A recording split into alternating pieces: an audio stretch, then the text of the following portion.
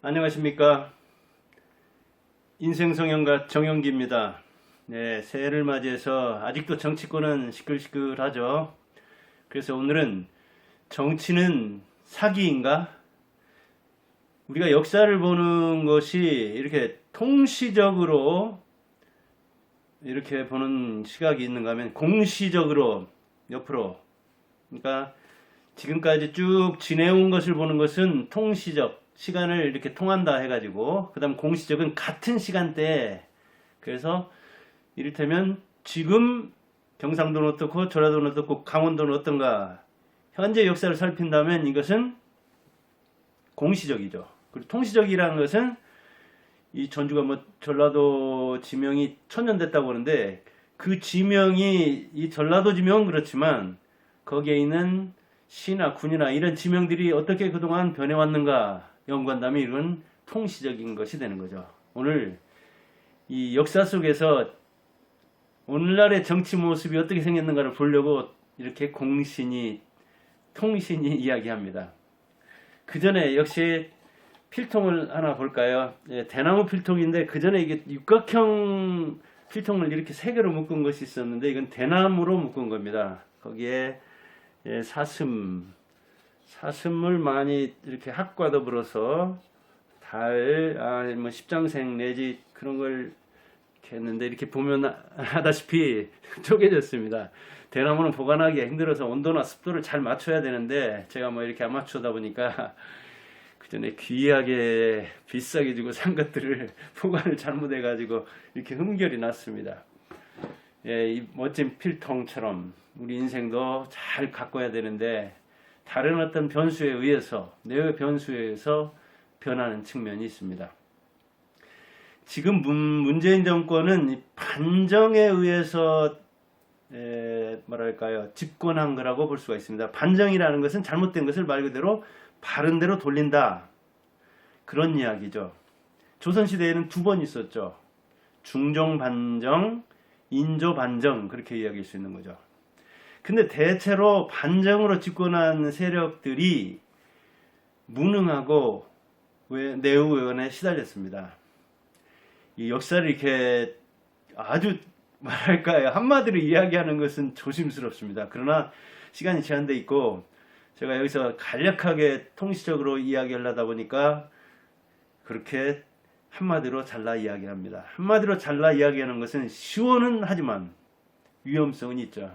그러나 그 위험을 좀 무릅쓰고, 그리고 제가 역사학자는 아니지만 일반인으로서 역사를 공부하는 사람으로서 제가 뭐 KBS 역사를 찾아서라든가 한국 역사 그 뭐 한 50여 권으로 된 거라든가 시오노 나남이라든가 로마라든가 이런데 역사에 대해서 제가 조예가 있고 고전문학을 전공한 사람이기 때문에 좋아합니다. 본래 국어보다 역사 전공한다고 했었는데, 아무튼 조선시대에 광해군이 뭐랄까 그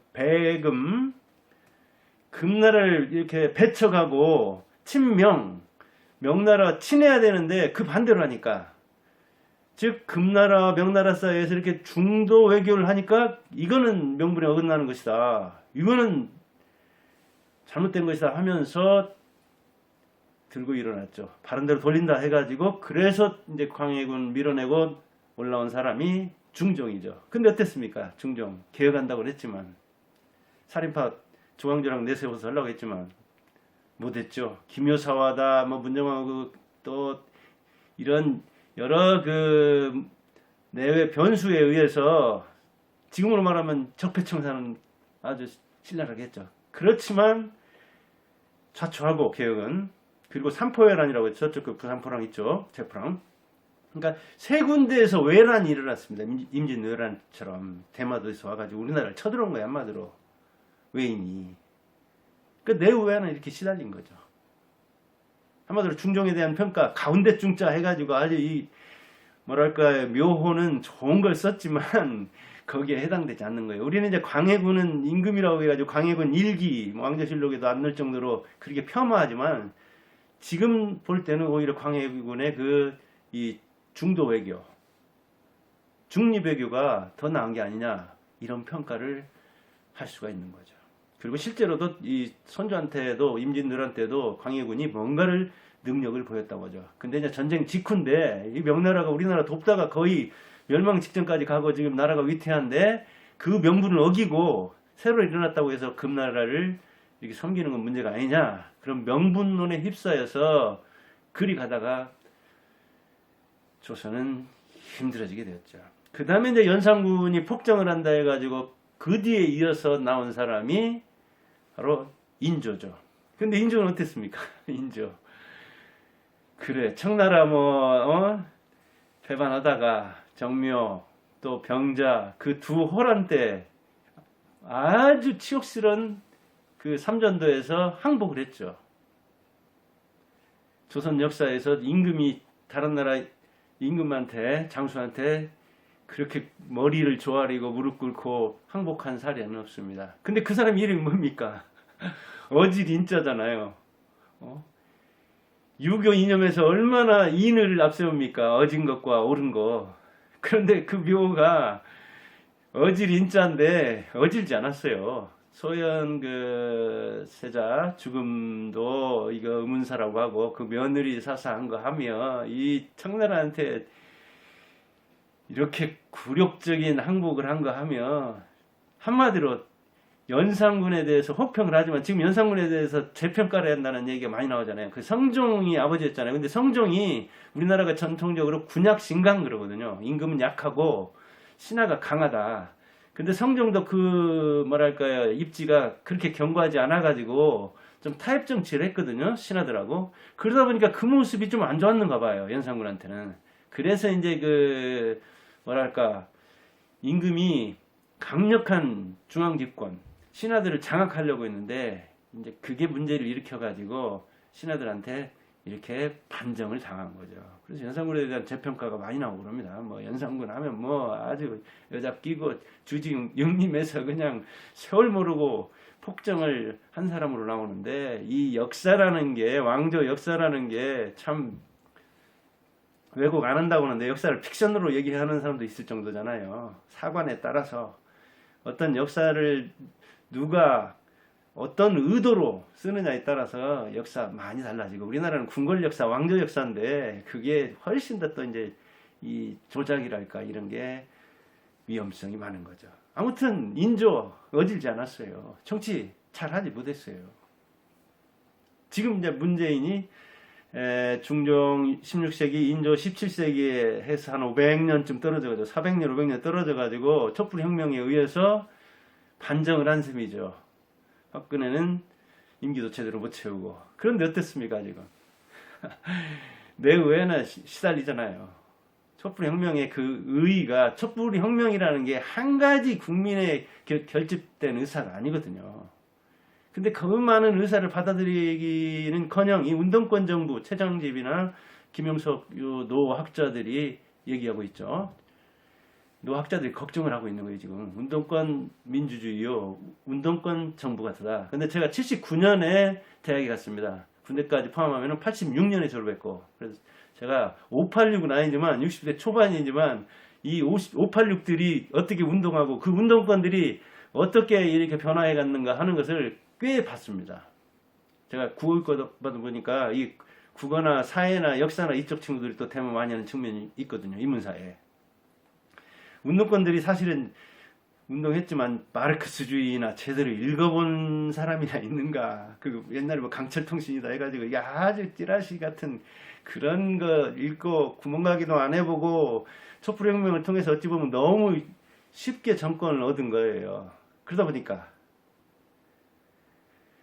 자기들이 옛날에 운동권들이 부른 노래가 있습니까? 뭐 3천만 잠들었을 때 우리는 깨어. 이 계몽의식을 가지고 그런 어떤 그 선민의식을 가지고 자기들이 이렇게 선각자처럼 선구자처럼 끌고 갈 테니까 따라오라는 그런 식 노래, 운동권 노래 부르고 그랬거든요. 그렇듯이 지금도 국민들이 무지몽매하니까 계몽해야 할 대상이고 자기들이 선구자니까 자기들이 평가를 불허하는 사람들이니까 평가 불허 대상자가 누굽니까? 운동권, 뭐 시민단체들, 목사들, 교사들, 교수들 이런 사람들은 피드백을 제대로 받아본 적이 없기 때문에 자기 자체도 잘 모른다고 하잖아요. 이번 정권도 좀 그런 측면이 많이 있어 보입니다. 정권 뭐 이제 후반기로 가고 있는데 아무튼 이 반정을 한 사람들이 재미를 못 봤어요. 조선시대부터 이렇게 쭉 훑어보면. 중종, 인조, 문재인 정권은 지금 이제 진행 중이지만 이 전반전을 볼 때 그렇게 제가 볼 때는 방향을 잘 잡지 못했고 그리고 그들의 그 정체성을 제대로 이렇게 확립하지 못했고 그리고 뭐가 시급하고 뭐가 중요하고 그 다음에 국민에 대해서 어떤 의식을 가지고 있는가 이 시간관이나 이 정책이나 정권 이 권력이죠. 이 권력을 집행하는 거 아닙니까? 정부라는 것은 그것을 어떻게 해야 되는가라든가 이런 거에 대해서 이를테면 시장도 안 해보고 군수도 안 해본 사람들이 모여가지고 어찌 보면 삼류들 뭐 이 무경험자들 자기 확신에 자기 이념에 아주 이 뭐랄까 환상적 가치를 부여하는 사람들이 모여있다 보니까 청와대가 백악관보다도 훨씬 더 많다는데 500여 명이 있다는데 지금 보면 이게 뭐 갈피를 못 잡는 것 같아요. 일머리를 모르니까 어떻게 시작해서 어떻게 진행해가지고 어떻게 마무리해야 하는가를 모르는 거죠. 그러면서 이게 막 여기저기서 이게 장악을 하려고 하고 기업까지도 규제하고 가격까지도 정해주려고 하니까 여기저기서 지금 문제가 생기는데 이제 그걸 뭐 틀어막들 못하니까 그리고 이제 무심분립 그랬잖아요. 믿지 못하면 서지 못한다. 말을 청와대에서 아무리 해야 대통령도 얘기를 해야 뭐 그 밑에 있는 장관이나 누가 뭐 무슨 이야기를 해도 믿는 사람도 있긴 있겠죠. 이 역사를 잘 모르고 정책을 잘 모르는 사람은 그러나 그 사람들이 믿는 것 가지고는 안 되잖아요. 이 마치 이 뭐랄까 프레임 정치를 하려고 하는 것처럼 프라임을 딱 짜가지고 분리와 차별을 하는 나누어 가지고 너희들은 적 우리들은 아군 피하 부분이네 뭐 이런 말 나오는 데서 그 딱 볼 수가 있잖아요. 좀 안타까워요. 아무튼 역사를 좀 보면서 이렇게 통찰력을 기르면 좋으련만. 근데 사실은 이 구테타라든가 혁명이라든가 이 흠결 있는 사람들이 정치를 잘한 측면이 있습니다. 태종이 그렇잖아요. 태종 왕자연도 2번 일으켰죠. 아버지 명령도 거슬렀죠. 뜻도 거슬렀죠. 장인, 처남, 그 옆에 피비린내가 진동을 했잖아요.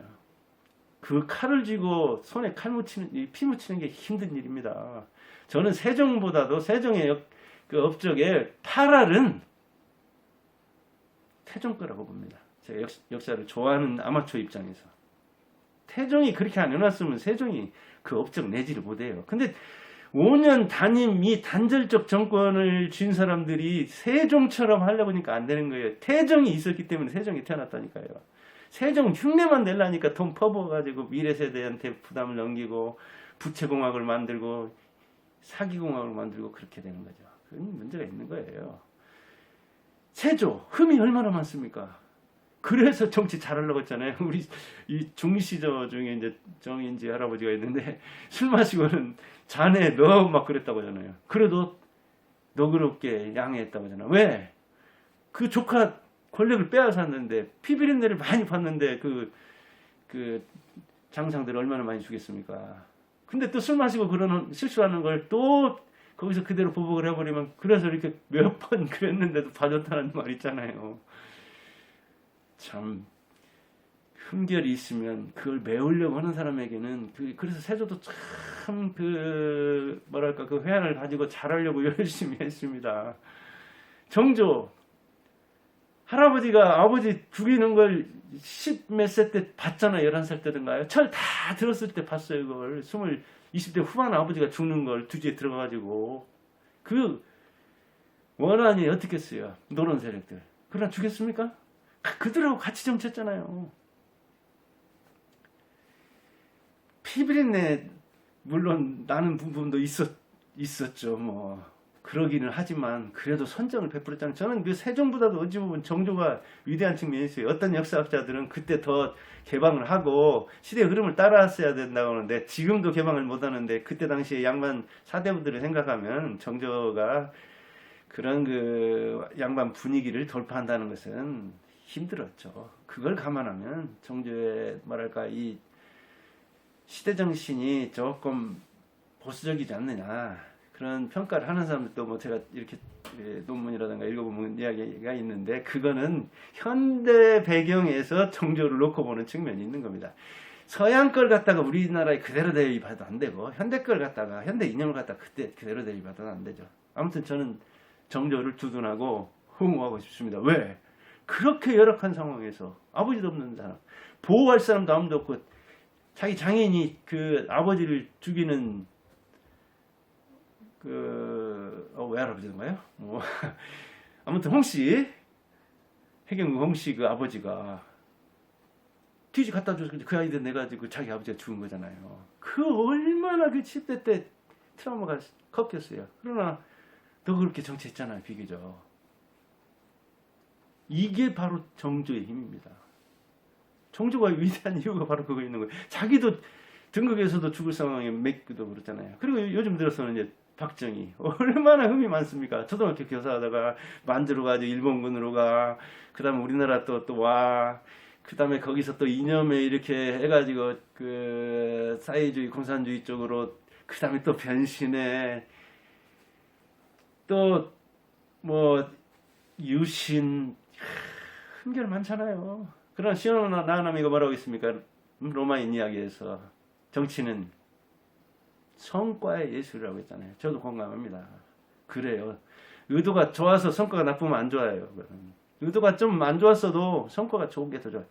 너무 뭐 수단 방법 가리지 않고 결과주의 아니냐 그 이야기가 아니라 결국 정치는 계속 시행착오를 겪으면서 하는 건데 좋은 쪽으로 열매를 맺도록 고쳐가면서 자기 반성을 하면서 피드백을 하면서 가야 된다 그 이야기죠. 그런 측면에서 박정희를 평가하는 거 아닙니까? 요전에 저 이제 그 김재규 변호를 한 변호사 글도 읽고 그랬는데 이 참 남자들 세계 정치의 세계 참 살벌한 걸 많이 보게 됩니다. 아무튼 이 박정희는 이제 뭐 갔지만 그 아들과 딸들이 아직도 살아 있잖아요. 뭐 죽은 사람 평가는 할 수 있지만 이 살아있는 이 박근혜 평가, 그다음에 박지원과 또 근혜 영애던가요?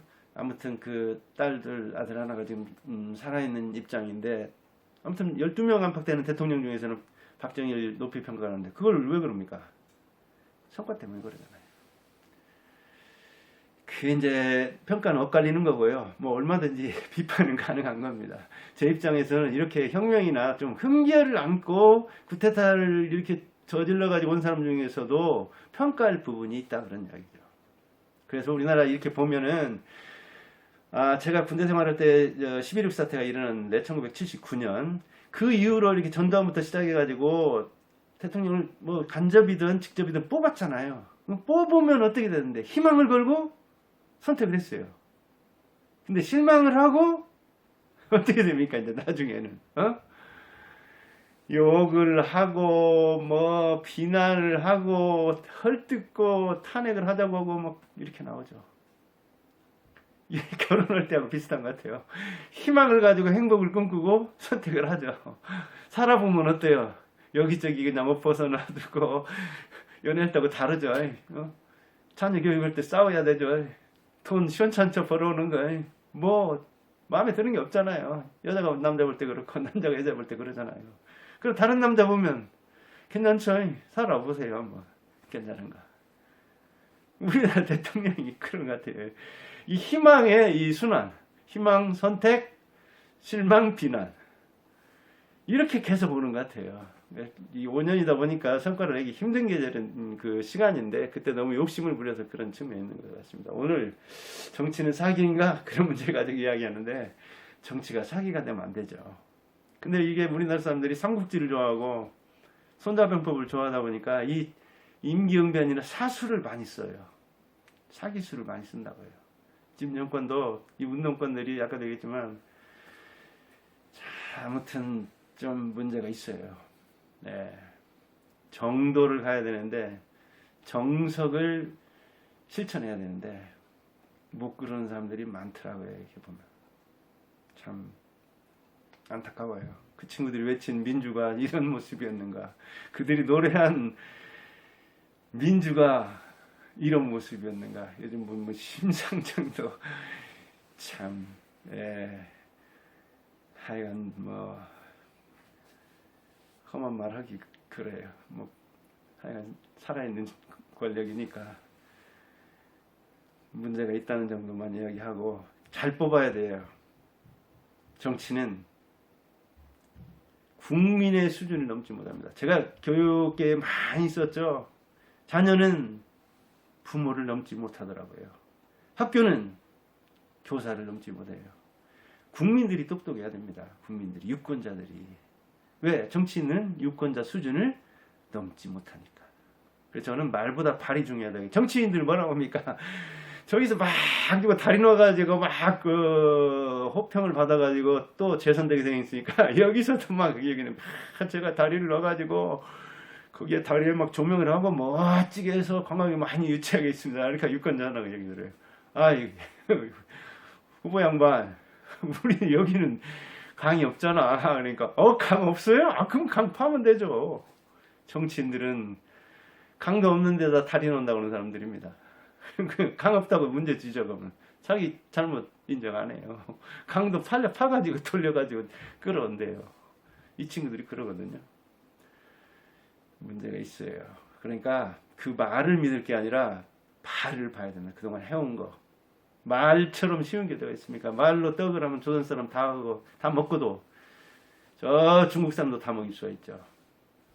그래서 이 법조인들, 운동권들, 정치꾼들, 무슨 단체들, 교수들 이런 사람들 잘 봐야 됩니다. 구멍가게도 하나도 안 해본 사람들이 현장에서 무슨 시장 이야기를 뭐 알아듣겠어요? 못 알아들어요. 경험이 전부는 아니지만 경험한 사람만 못하다고요. 그래서 지금 아마 이 정권도 보면은 현장파들은 아마 100분의 1도 안 될 거예요. 그러니까 경제도 엉망, 정치도 엉망, 모든 것을 이렇게 엉망으로 만드는 측면이 있잖아요. 이 정권뿐 아니고 뭐 이 부동산 정책도 하는 거 보면 참 현장을 너무 모르니까 그래서 오히려 이 안극화만 심화시키고 그런 측면이 있잖아요. 아무튼 이 정치꾼 중에는 사기꾼이 많다. 사기꾼을 안 뽑아야 우리 이 지역도 그리고 우리 나라도 이 살림이 망해지지 않고 그 힘든 청년들 좀 취업도 못하는데 그 사람들에게 빚을 전가하지 않는다. 그 몇 푼 준다고 몇 푼의 자존심과 표를 팔면 결국은 자기도 망하고 자녀도 망하고 나라도 망한다는 의식을 잘 가지고 냉철하게 살아가야 됩니다. 제가 이제 우리나라 사람들이 얼마나 정치에 관심이 많은지 가끔 식당에 간다든가 이렇게 옆에 이렇게 모여서 보면 남자들 모였다 뭐 밥 먹고 술 먹고 정치 이야기들 하는데 내가 대통령이다 하는 자세로 그리고 내가 대통령으로서 나라의 머슴을 뽑는다. 공복이 그거 아닙니까? 공공적인 노보. 근데 공복이 이게 배가 이 거푼 그 공복인 것 같아요. 그래가지고 그냥 완전히 막 흡인한, 막 자리 흡인하고 돈 흡인하고 이렇게 되면 안 되죠. 공복은 머슴 노릇을 잘해야 되죠. 그러니까 우리가 이 임금 자세를 해가지고 내가 머슴을 쓸 때 어떤 머슴을 쓰는 게 좋은가? 일 잘하는 사람 아니에요. 일 잘하는 사람은 잘 뽑아야 되지. 잘못 뽑으면 머슴이 상전이 됩니다. 그런 차원에서 정치에 관심이 많으니까 여러분들 정치인들 잘 보라고 그 말 믿지 말고 그 발을 보고 해온 일을 보고 판단하라고 이런 방송을 해봅니다. 제가 정치나 이 종교는 예민한 부분이기 때문에 잘 않는데 저하고 뭐 의견은 얼마나 달리할 수 있죠. 제 의견입니다. 역사적으로 본 우리 정치인들의 모습 여러분들 잘 뽑고 그래서 그 노비의 탄압을 통제를 받지 않는 국민이 되기 바랍니다. 감사합니다.